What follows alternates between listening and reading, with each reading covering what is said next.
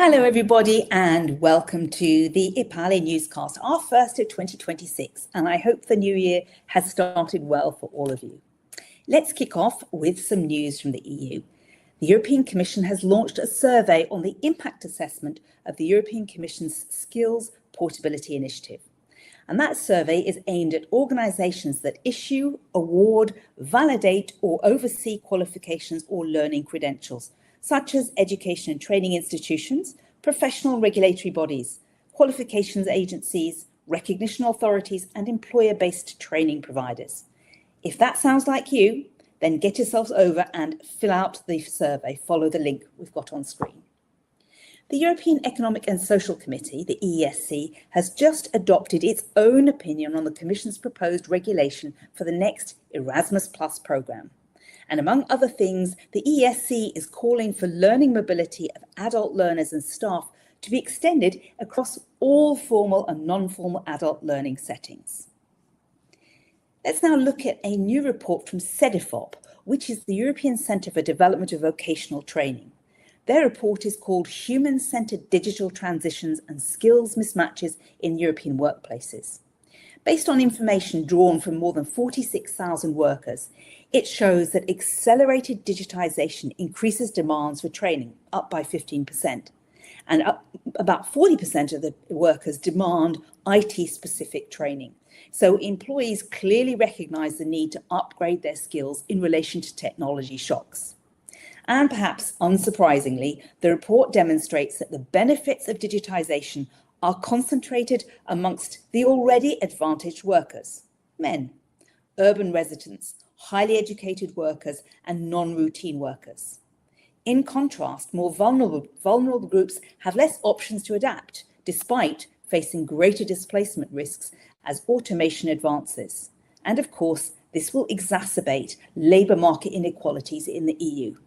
So one key recommendation they're making is that upskilling policies need to better equip adult workers to cope with both higher job complexity and digital intensity. This can be done by investing in their problem-solving creativity and agility skills. And the core focus should be population groups that are specifically at risk, such as older or lower educated workers who are in part-time jobs, who are less likely to engage in job-related training as a reaction to digital technology coming into their jobs and workplaces. Now, I'd like to draw your attention to a couple of really great articles that are on the EPALE platform, which is always a source of great inspiration. This year, the theme for EPALE is skills for quality jobs and lives. So what do we mean by a quality job? What are the characteristics? It's not just a paycheck at the end of the month. It's dignity, it's freedom and purpose, and a pathway to the life that you want to live. Quality work means quality of life. The two are inseparable. And this year in 2026, EPALE will explore how adult education shapes not just careers, but entire lives. Health, well-being, community. We're asking what skills unlock work that sustains us, that fulfills us and lets us thrive beyond the workplace. As Europe faces technological shifts and democratic change and green transitions, we'll be sharing perspectives and strategies that connect learning to meaningful employment. And meaningful employment leads to lives that are worth living, because the right skills don't just open doors to jobs, they open doors to possibilities. So join us throughout this year on the EPALE platform with this thematic focus, and let's build learning that transforms lives, not just CVs and careers. Now, we've got a throwback for you because we've got a great article on time and power. It's an interview with Michel Aladev-Jones. And he's asking what happens when the rhythms of life, study, work fall out of sync. And that can happen to all of us. Don't miss this really compelling conversation between Michel, who's a pioneer in rhythm theory, and adult education expert Sabine Schmidt-Lauf. In this dialogue, Michel explores how adults navigate conflicting temporalities and why developing what's called rhythmic intelligence is so essential for emancipatory education. From burnout to dropout, discover how understanding rhythm and time helps adult educators become temporal mediators, supporting learners to reclaim the rhythms that define who they are and how they grow. It's a radical new lens on learning and transformation throughout life. And you may remember that he was a keynote speaker at the 2024 EPALE Community Conference. So you can revisit his insights on our website.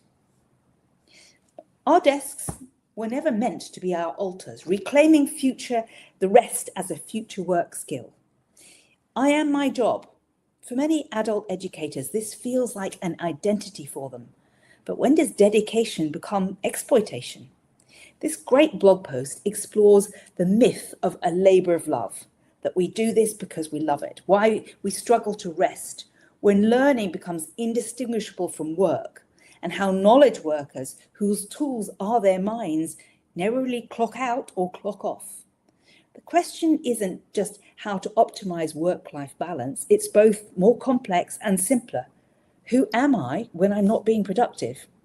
So this article is an invitation to reflect, to rest, to resist, and to reclaim ourselves. And it's written by the EPALE expert Saskia Eschenbacher.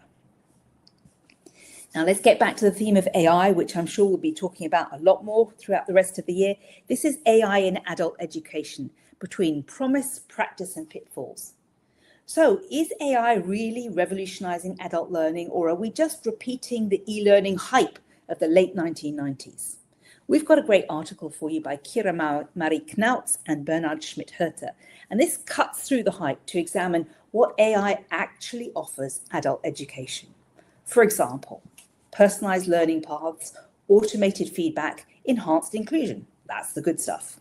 But it also describes some of the serious challenges around algorithmic bias, digital divides, and shifting professional identities. From adaptive learning systems to generative tools, AI is reshaping not just what we teach, but who educators become. The question isn't whether AI will transform the field, it's whether we can shape it responsibly and in a way that adds value. Because AI literacy is no longer optional, it's a core competence for learners and educators alike. So find out more in the blog post, and we hope you enjoy the insights.